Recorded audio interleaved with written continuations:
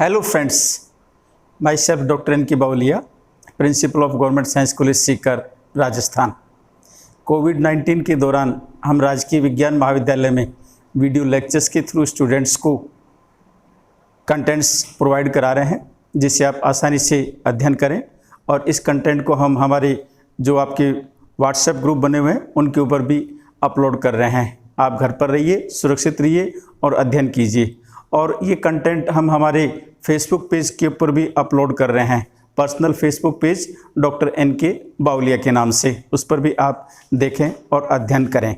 आज मैं BSc part second year botany के पेपर 3 का एक नया टॉपिक लेके आया हूँ, और वह टॉपिक है heterospory and seed habit in pteridophytes. Heterospory and seed habit in pteridophytes से मीन्स है विषम बीजाणुकता एवं बीज स्वभाव टेरिडोफाइट्स में। हेट्रोस्पोरी क्या है और बीज स्वभाव क्या है टेरिडोफाइट्स में, इसके बारे में हम बात करेंगे।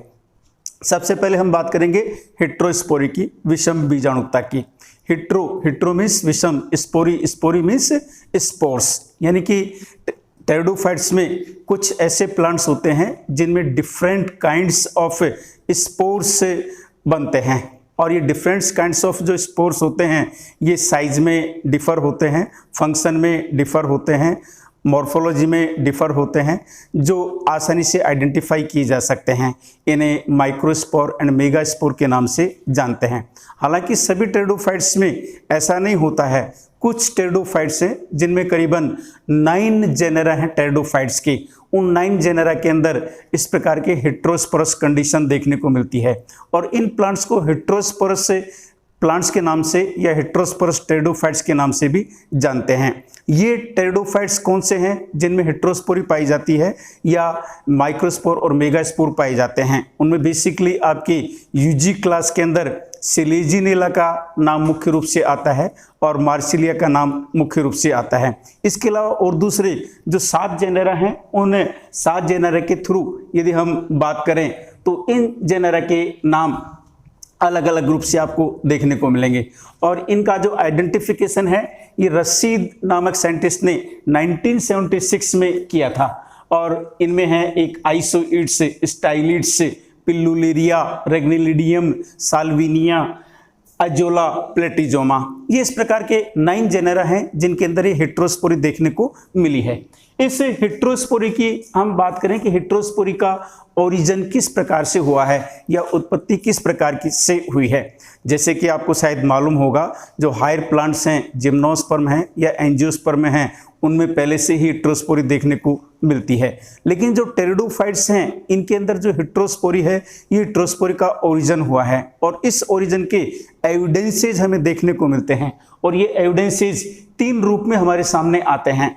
एक पेलियोबोटनिकल एविडेंसेज, पेलियोबोटनिक एविडेंसेज से सेंस है पुरातात्विक अध्ययनों से कुछ प्लांट्स के ऐसे अवशेष मिलते हैं, और उन प्लांट्स के अंदर देखने को मिलता है कि इन प्लांट्स के अंदर माइक्रोस्पोर और मेगास्पोर जैसे स्पोर्स पाए जाते थे।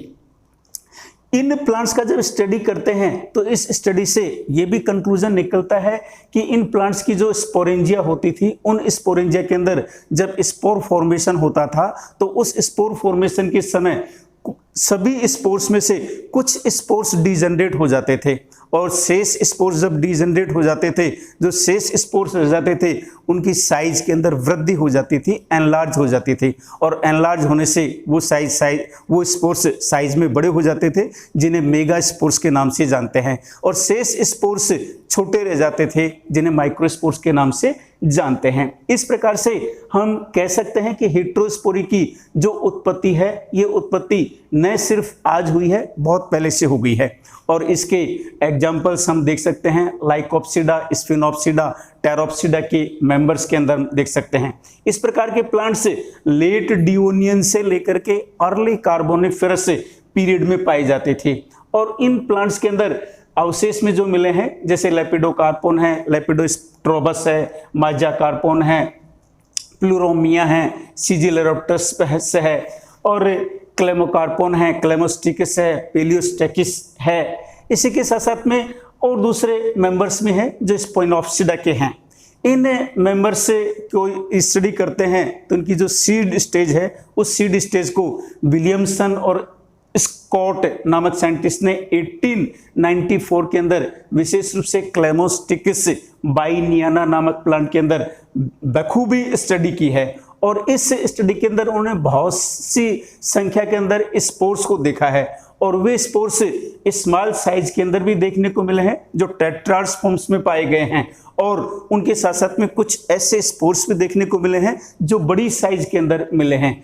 स्मॉल साइज मीन्स माइक्रोस्पोर्स और बड़ी साइज मीन्स मेगा स्पोर्स। हालांकि कभी कभी कुछ स्पीसीज जिसमें क्लेमोस्टिकिस केशियाना नामक स्पीसीज है उसके अंदर एट ए टाइम दोनों प्रकार के स्पोर्स डिफरेंट साइज के अंदर देखने को मिलते हैं, माइक्रोस्पोर और मेगा स्पोर के रूप में। इस प्रकार से इस हेटेरोस्पोरी को हम पैलियोबोटनिकल स्टडीज के अंदर ऑब्जर्व कर सकते हैं और लोगों ने किया है। इसके अलावा दूसरा एविडेंसेज हमें डेवलपमेंटल स्टडीज के रूप में देखने को मिलता है।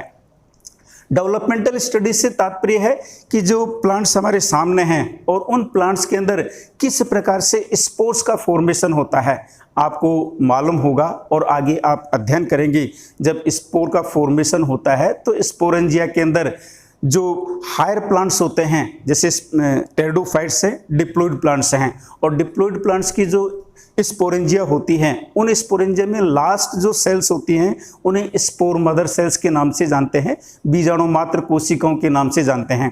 ये डिप्लॉइड सेल्स होती हैं और इन स्पोर मदर सेल्स के अंदर मियोसिस डिवीजन होता है और मियोसिस डिवीजन होने के बाद में हैप्लॉइड स्पोर्स का फॉर्मेशन होता है।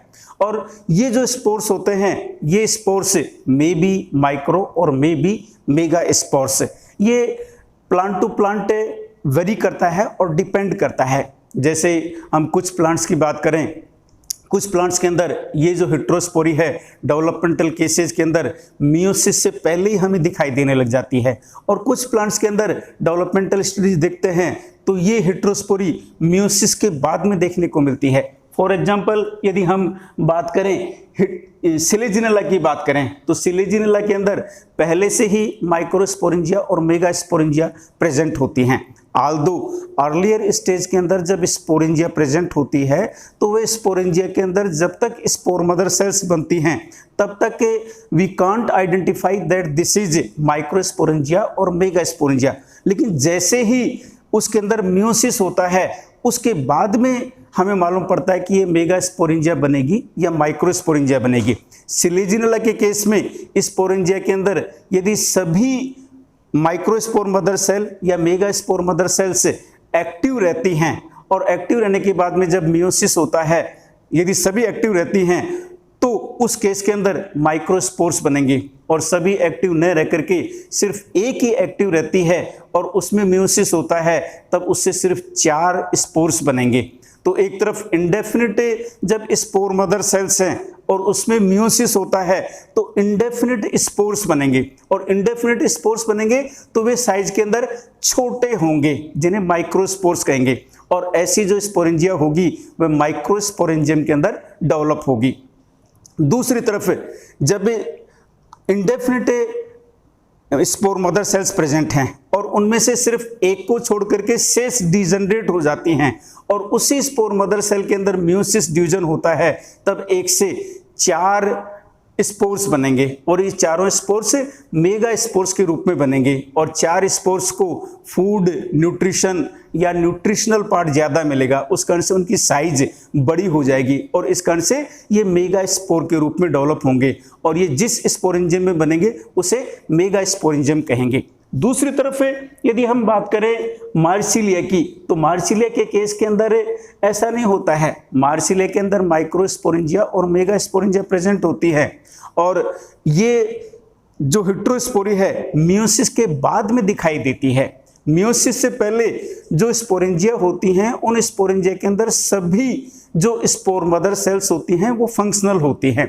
सभी से मेन सेंस है इसके अंदर 16 स्पोर मदर सेल्स होती हैं, और 16 स्पोर मदर सेल्स होती हैं तो उनमें मियोसिस होगा तो 64 स्पोर्स का फॉर्मेशन होगा, और यदि 64 के 4 फंक्शनल रहते हैं तो वे साइज के अंदर छोटे रह जाएंगे, उन्हें माइक्रोस्पोर्स कहेंगे। और ये जिस स्पोरेंजिया के अंदर बन रहे होंगे उसे माइक्रोस्पोरेंजिया कहेंगे। लेकिन दूसरी तरफ 16 स्पोर मदर सेल्स हैं और 16 की 16 के अंदर जब मियोसिस हो जाता है तब भी 64 स्पोर्स बन रहे हैं।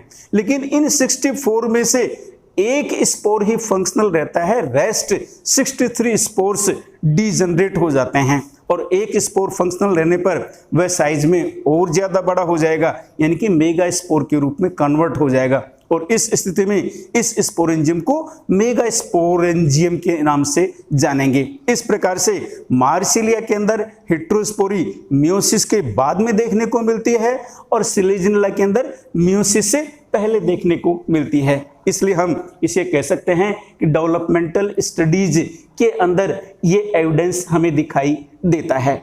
और ये एविडेंसेज हमें तीसरी बात करेंगे एक्सपेरिमेंटल स्टडीज के अंदर भी देखने को मिलती हैं। एक्सपेरिमेंटल स्टडीज कुछ साइंटिस्ट ने सिलेजिनला के ऊपर और मार्सिलिया की स्पीसीज के ऊपर की है।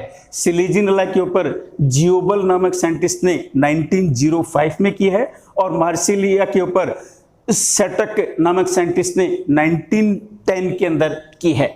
इन दोनों ने पाया कि जब सिलेजिनला प्लांट को और मार्सिलिया प्लांट को जब लो लाइट इंटेंसिटी प्रोवाइड की जाती है, लो लाइट इंटेंसिटी से कम प्रकाश तीव्रता जब प्रोवाइड की जाती है, आप जानते हैं जो ग्रीन प्लांट्स होते हैं उनके अंदर फोटोसिंथेसिस होने के लिए लाइट की आवश्यकता होती है। और यदि लाइट प्रॉपर मिलती है तो उनके अंदर डेवलपमेंट अच्छा होता है, और यदि लाइट प्रॉपर नहीं मिलती है तो उनका डेवलपमेंट कहीं ना कहीं इफेक्टिव होता है, प्रभावित होता है। तो इफेक्टिव होगा तो फोटोसिंथेटिक प्रोडक्ट्स हैं उनकी मात्रा कम बनेगी, और मात्रा कम बनेगी तो उसका डेवलपमेंट कहीं ना कहीं इनहिबिट दिखाई देगा, या कहीं ना कहीं अवरुद्ध होता हुआ दिखाई देगा, या रिटार्डेड कंडीशन के अंदर दिखाई देगा। इन प्लांट्स को जब लो लाइट इंटेंसिटी दी जाती है तब इनकी स्पोरेंजिया के अंदर जब स्पोर्स बनते हैं तो उन स्पोर्स को कम भोजन मिलता है, और कम भोजन मिलने पर उन स्पोर्स की साइज छोटी रह जाती है। मीन्स वे माइक्रोस्पोर्स के रूप में डेवलप होते हैं, और ऐसी स्थिति में उस स्पोरेंजियम को माइक्रोस्पोरेंजियम कहते हैं। लेकिन दूसरी ओर यदि इन प्लांट्स को हम हाई लाइट इंटेंसिटी प्रोवाइड करते हैं या हाई टेम्परेचर प्रोवाइड करते हैं तब इन स्पोरेंजिया के जो स्पोर्स होते हैं वो साइज के अंदर बड़े होते हैं। बड़े क्यों होते हैं? फोटोसिंथेटिक जो प्रोडक्ट है वह प्लांट को ज़्यादा मिलता है, न्यूट्रिशन ज़्यादा मिलता है, इसलिए साइज के अंदर बड़े हो जाते हैं, मेगा स्पोर के रूप में डेवलप होते हैं और इसे मेगा स्पोरेंजियम कहते हैं। इसलिए हम इन तीनों एविडेंसेस से समझ सकते हैं कि हेटेरोस्पोरी के डेवलपमेंट के लिए न्यूट्रिशनल फैक्टर अपने आप में इम्पॉर्टेंट हैं। यानी कि ज़्यादा आप देखते हैं आपके घर के अंदर सदस्यों को देखेंगे, किसी परिवार के अंदर नंबर ऑफ कैंडिडेट ज़्यादा होते हैं, कमाने वाले कम व्यक्ति होते हैं, तो उस परिवार की हालत दयनीय दिखाई देगी। और जिस परिवार के अंदर अच्छे खासे लोग हैं, सब कमा करके लाते हैं और सब अच्छी तरह से खर्च करते हैं, तो उस परिवार की हालत भी आपको अच्छी तरह से दिखाई देगी। ये बात इन प्लांट्स के ऊपर भी लागू होती है। जब इनको ज़्यादा भोज्य पदार्थ मिलते हैं तो मेगा स्पोर्स बनते हैं, कम भोज्य पदार्थ मिलते हैं तो माइक्रोस्पोर्स बनते हैं। इसलिए इस हेटेरोस्पोरी की जो डेवलपमेंट है या ओरिजिन है ड्यू टू न्यूट्रिशनल फैक्टर है। हेटेरोस्पोरी के बायोलॉजिकल सिग्निफिकेंस की हम बात करें कि इसका हेटेरोस्पोरी का जैविक महत्व क्या है। जैविक महत्व की बात करें कि दूसरे जो टेरिडोफाइट्स हैं उनमें सिर्फ एक ही प्रकार का स्पोर्स बनता है, और एक प्रकार का स्पोर बनता है तो उससे बनने वाला गैमेटोफाइट बनता है, और वह गैमेटोफाइट बनता है तो ज़मीन के ऊपर गिरता है, और ज़मीन के ऊपर गिर करके विदाउट सिक्योरिटी वह डेवलप होता है। लेकिन हेटेरोस्पोरस प्लांट्स के अंदर दोनों प्रकार के स्पोर्स बनते हैं, माइक्रोस्पोर्स और मेगास्पोर। माइक्रोस्पोर्स बन करके जब जर्मिनेशन करता है तो उसका इनिशियल माइक्रोस्पोरेंजियम में होता है, देन उसका ट्रांसफर मेगास्पोरेंजियम के ऊपर हो जाता है, फिर वहां जाकर के वह जर्मिनेट करके मेल गैमेटोफाइट का फॉर्मेशन करता है without any kind of fall down on the soil, बिना सॉइल पर गिरे हुए। होमोस्पोरस प्लांट्स के स्पोर्स सॉइल पर गिरते हैं और गिर जाएं तो यदि उनको फेवरेबल कंडीशन मिल जाती हैं तब तो वे अंकुरित हो जाते हैं, अदरवाइज भगवान भरोसे है कि वो अंकुरित होंगे नहीं होंगे। लेकिन हेटेरोस्पोरी के अंदर ये परफेक्ट कंडीशन है कि उसे सिक्योरिटी मिल रही है स्पोर को जर्मिनेशन के लिए। और इसी के साथ साथ में जो मेगा स्पोर है, इस मेगा स्पोर का जर्मिनेशन भी मेगा स्पोरेंजियम के अंदर ही स्टार्ट हो जाता है और मेगा स्पोरेंजियम के अंदर ही फीमेल गेमेटोफाइट का डेवलपमेंट हो जाता है और फीमेल गेमेटोफाइट के ऊपर ही सेक्स ऑर्गन आर्किगोनिया बन जाती है और आर्किगोनिया में फर्टिलाइजेशन होने से जाइगोट बन जाता है और जाइगोट उसी मेगा स्पोरेंजियम में टिल द एंड, जब तक एम्ब्रियो नहीं बन जाता है तब तक उसके अंदर रिटेन रहता है। तो ये बायोलॉजिकली सिग्निफिकेंस है कि उस माइक्रोस्पोर और मेगा स्पोर को जो अनफेवरेबल कंडीशन है उनका सामना नहीं करना पड़ता है, सिक्योरिटी मिलती है। और दूसरी तरफ न्यूट्रिशनल पॉइंट ऑफ व्यू से सॉइल के ऊपर या बाहरी एटमॉस्फेयर के ऊपर डिपेंडेंट नहीं रहना पड़ता, मेन स्पोरोफाइट से ही उसे फूड न्यूट्रिशन मिलता जाता है। इसलिए हेटेरोस्पोरी सिक्योरिटी प्रोवाइड करती है, एंश्योर करती है till the end of embryo development पर। इसी के साथ साथ में हेटेरोस्पोरी हमें ये भी इंडिकेट करती है कि इससे हम आइडेंटिफाई कर सकते हैं कि किस प्रकार का गेमेटोफाइट बनेगा, किस प्रकार का सेक्स बनेगा, किस प्रकार का लिंग बनेगा। आपको मालूम है कि इस प्लांट के अंदर माइक्रोस्पोर बन रहा है, मेगा स्पोर बन रहा है। पहले से ही मालूम है कि माइक्रोस्पोर से मेल गेमेटोफाइट बनेगा, मेगा स्पोर से फीमेल गेमेटोफाइट बनेगा। इसलिए इट इज एसेंशियल और बेनिफिशियल टू नो और understand the determination of sex. Sex को निर्धारण करने के अंदर या जानने के अंदर भी इसकी महती भूमिका है, biological significance of heterospory. Then इससे जुड़ा हुआ अगला टॉपिक है जिसे हम सीड हैबिट इन टेरिडोफाइट्स की बात करेंगे, या टेरिडोफाइट्स में बीज स्वभाव। टेरिडोफाइट्स के अंदर आप जानते हैं जो बीज का निर्माण है, ये बीज का निर्माण हायर प्लांट्स के अंदर एंजियोस्पर्म में और जिम्नोस्पर्म में देखने को मिलता है। लेकिन टेरिडोफाइट्स में बीज नहीं बनता, लेकिन बीज बनने की वो सभी आवश्यकताएं प्रेजेंट हैं सिलेजिनेला के अंदर और मार्सिलिया के अंदर जो एक बीज को बनने के लिए आवश्यक होनी चाहिए, और वो सभी आवश्यकताएं होती हैं। तो इस स्थिति को हम कहते हैं सीड हैबिट या बीज स्वभाव। ये जो बीज हैबिट या सीड स्वभाव से सेंस है कि इसके अंदर जो स्पोर बनता है, विशेष रूप से मेगा स्पोर बनता है, उस मेगा स्पोर का मेगा स्पोरेंजियम में उस स्थिति तक रुके रहना है जब तक उसके अंदर एम्ब्रियो नहीं बन जाता है। एम्ब्रियो बन जाता है तब तक वह उस मेगा स्पोरेंजियम के अंदर प्रेजेंट रहता है, और एम्ब्रियो बनने के बाद में जैसे ही मेगा स्पोरेंजियम नीचे जमीन पर गिरती है और अंकुरण करती है, तो ठीक उसी प्रकार से मेगा स्पोरेंजियम बिहेव कर रही है जिस प्रकार से हायर प्लांट्स का सीड जमीन पर गिर करके जर्मिनेट कर रहा है। यहाँ पर सीड नहीं है, लेकिन मेगा स्पोरेंजियम के अंदर एम्ब्रियो प्रेजेंट है, और ये एम्ब्रियो सहित मेगा स्पोरेंजियम जमीन के ऊपर गिर करके अंकुरण कर रही है, जिससे सीड की जैसे व्यवहार दिखाई दे रहा है। इसी को हम कहते हैं सीड हैबिट या बीज स्वभाव। एक बीज को बनने के लिए क्या क्या आवश्यकताएं होती हैं? बीज को बनने के लिए उस प्लांट के अंदर हेटेरोस्पोरी का होना आवश्यक है, मीन्स दोनों प्रकार के बीजाणुओं का निर्माण होना आवश्यक है। और मेगा स्पोरेंजियम में सिर्फ एक मेगा स्पोर का होना आवश्यक है, यानी कि यदि 4 मेगा स्पोर है तो 4 में से 1 मेगा स्पोर का फंक्शनल होना जरूरी है, शेष 3 का डीजनरेट होना जरूरी है। तीसरी बात है कि उस मेगा स्पोर का टिल द फर्टिलाइजेशन तक उस मेगा स्पोरेंजियम के अंदर रिटेन होना जरूरी है, और इसका जो डेवलपमेंट है, ये development till the end of embryo development तक मेगा स्पोरेंजियम में ही हो, ये होना जरूरी है। ये सीड बनने की रिक्वायरमेंट्स हैं। इस प्रकार की जो सीड बनने की जो रिक्वायरमेंट्स हैं, ये रिक्वायरमेंट्स हमें सिलेजिनेला के अंदर देखने को मिलती है। मार्सिलिया के अंदर पूरी तरह से नहीं दिखाई देती हैं, लेकिन सिलेजिनेला के अंदर दिखाई देती हैं। सिलेजिनेला के अंदर हमें हेटेरोस्पोरी भी देखने को मिलती है, और मेगा स्पोरेंजियम में मेगा स्पोर का जर्मिनेशन भी हमें दिखाई देता है और उस मेगा स्पोरेंजियम के अंदर मेगा स्पोर का जो रिटेंशन है आफ्टर फर्टिलाइजेशन भी उस मेगा स्पोरेंजियम के अंदर रहता हुआ दिखाई देता है। और जब तक उसके अंदर एम्ब्रियो नहीं बन जाता है तब तक वह मेगा स्पोर उसके अंदर मेगा स्पोरेंजियम में रहता है। इस प्रकार की स्थिति सभी सिलेजिनेला की स्पीशीज में नहीं देखने को मिलती है। सिलेजिनेला की कुछ स्पीशीज जिसमें सिलेजिनेला मोनोस्पोरा, सिलेजिनेला रुपेस्ट्रिस, सिलेजिनेला इरिथ्रोपस नामक स्पीशीज के अंदर देखने को मिलती है। और इस प्रकार की जो सिमिलरिटी है, ये सिमिलरिटी हमें लोअर जो स्पर्मेटोफाइट्स हैं जिन्हें हम जिम्नोस्पर्म कहते हैं और जो सिलेजिनेला है हेटेरोस्पर्म टेरिडोफाइट्स है उनके अंदर देखने को मिलती है।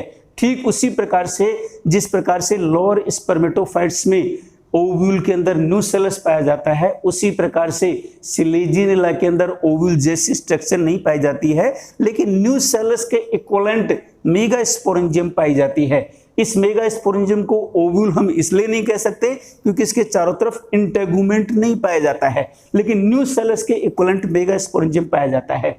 इसी प्रकार से इनके अंदर जो एम्ब्रियो सैक होता है जिसे मेगा स्पोर कहते हैं, हायर प्लांट्स के अंदर या लोअर स्पर्मेटोफाइट्स में, जिम्नोस्पर्म में, ऐसे ही सिलेजिनेला के अंदर मेगा स्पोर का रोल भी इसी की जैसे करता है। लोअर स्पर्मेटोफाइट्स में, जिम्नोस्पर्म में जिस प्रकार से एंडोस्पर्म होता है, उसी प्रकार से यहाँ पर मेगा स्पोर का जब जर्मिनेशन हो जाता है तो वह फीमेल गेमेटोफाइट में कन्वर्ट हो जाता है, जो एंडोस्पर्म की जैसे ही काम करता है, beginning the stage food provide करने का काम करता है। और लोअर जो जिम्नोस्पर्म है, जिम्नोस्पर्म में आप सब में जानते हैं जो फीमेल सेक्स ऑर्गन है ये आर्किगोनियम होता है, और इसी प्रकार से इन टेरिडोफाइट्स में भी फीमेल सेक्स ऑर्गन आर्किगोनियम ही पाया जाता है। और इस प्रकार से यहाँ पर इस आर्किगोनियम के अंदर जो फीमेल गैमेट होता है, एग होता है, उसी प्रकार से सिलेजिनेला के अंदर भी एग होता है। इस प्रकार से ये दोनों सिमिलरिटी इनके अंदर देखने को मिलती हैं। इवन इसके साथ साथ में हम ये नहीं कह सकते कि सिलेजिनेला अपने आप में, सिलेजिनेला के अंदर जो मेगा स्पोरेंजियम पाई जाती है वह सीड नहीं है। सीड नहीं है, ये शाश्वत सत्य है। क्यों नहीं है? इसका मुख्य कारण है कि इसकी जो मेगा स्पोरेंजियम है इसके चारों तरफ किसी प्रकार के इंटेगुमेंट नहीं होते हैं, और इसके अंदर मेगा स्पोरेंजियम के अंदर जो मेगा स्पोर हैं ये परमानेंटली मेगा स्पोरेंजियम के अंदर रिटेन नहीं कर पाते हैं, यानी कि एस्टेब्लिशमेंट, फुल्ली एस्टेब्लिशमेंट नहीं हो पाता है। और जैसे ही एम्ब्रियो बनता है वैसे ही स्पोरोफाइट का बनना जरूरी हो जाता है। एम्ब्रियो, जैसे ही एम्ब्रियो बनता है वैसे स्पोरोफाइट बन गया तो बन गया, अदरवाइज थोड़ा सा भी डिले हो गया तो नहीं बन पाता है, इसलिए पर सिक्योरिटी नहीं रह पाती है। और ऐसे ही जो मेगा स्पोरेंजियम है उस मेगा स्पोरेंजियम में माइक्रोपाइल नहीं होता है। इस प्रकार से हायर प्लांट्स के अंदर ओव्यूल, ओव्यूल के चारों तरफ इंटेगुमेंट और उसके अंदर माइक्रोपाइल पाया जाता है। ये सारी चीज टेरिडोफाइट्स में नहीं पाई जाती हैं। इस कारण से ओव्यूल जिस प्रकार से सीड में कन्वर्ट हो जाता है उस प्रकार से टेरिडोफाइट्स का मेगा स्पोरेंजियम सीड में कन्वर्ट नहीं हो पाता है, लेकिन सीड बनने की सभी आवश्यकताएं इनके अंदर प्रेजेंट होती हैं और इसे ही हम सीड हैबिट कहते हैं। ये आज का टॉपिक सीड हैबिट और हेटेरोस्पोरी था। जो आपको कैसा लगा, अच्छा लगा, लाइक कीजिए, शेयर कीजिए, सब्सक्राइब कीजिए। घर पर रहिए, सुरक्षित रहिए। धन्यवाद।